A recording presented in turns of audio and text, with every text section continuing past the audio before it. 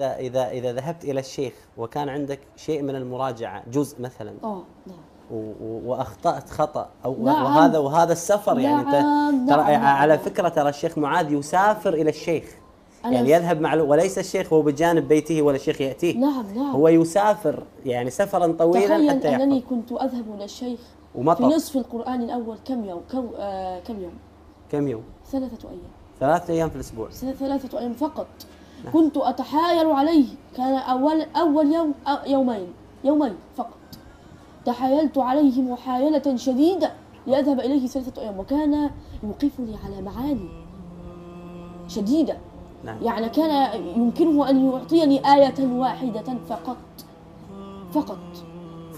فقط. هذه المسافة كلها يعطيك آية واحدة. والله كان يفعلها. الله أكبر. في بعض الأيام كنت لا ألعب أبدا. نعم. ولكني سمعت أنك عفريت شوي. الحمد لله ربنا أنعم علي. نعم. هو شال مني البصر سبحان الله، والحمد لله وعلى هذه النعمة. أنا في صلاتي لا أدعو أن الله يرجع لي البصر. لا تريد أن يرجع الله؟ لماذا؟ لعل يكون لي حجة عند الله يوم القيامة فيخفف عني بعضا من العذاب. وأقف بين يديه خائفا متوجلا يسألني ماذا فعلت في القرآن، فعسى أن يخفف عنه، فالله يدخل من يشاء في رحمته. ولكنه أنعم علي بالقرآن، وأنا الحمد لله إذا أردت أن أذهب إلى أي مكان أذهب وحدي فقط، وليس معي أحد، ولكن أبي يخاف علي.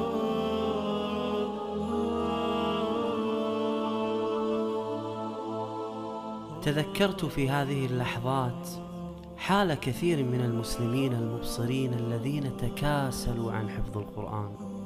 يا الله، ماذا ستكون حجتهم عند الله؟ الحمد لله على كل حال. ما شاء الله يا شيخ معاذ، أنا علمت أنك أنت عندك قاعدة لابن القيم.